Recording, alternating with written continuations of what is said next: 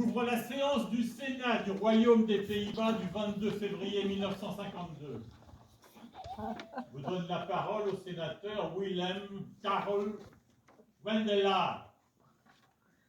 Monsieur le ministre, je me permets de vous confronter à un poème. Certaines personnes le considèrent comme une œuvre poétique.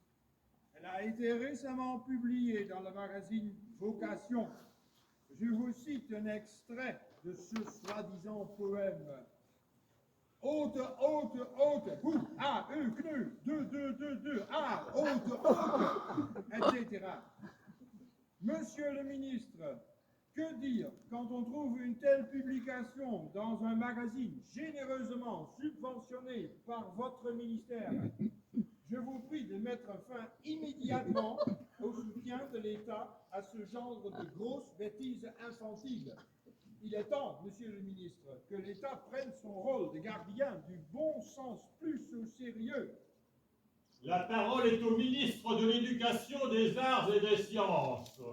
Monsieur le sénateur, ma réponse est ferme et simple.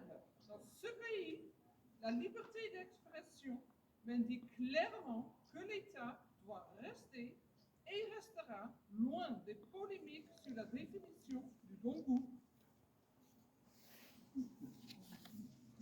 La nuit après ce débat tendu dans son cabinet de travail, le ministre laisse librement couler ses pensées sur Haute et son créateur Jan Hanlo.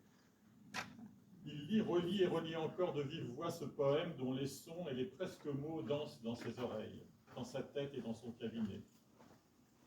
Un jour, tout le monde connaîtra Haute. Haute sera considéré comme le poème le plus avant-gardiste du XXe siècle. Aujourd'hui, 71 ans plus tard, quand on tape les mots Haute, Haute bout sur Google, on tombe sur plus de 300 000 résultats. C'est bien de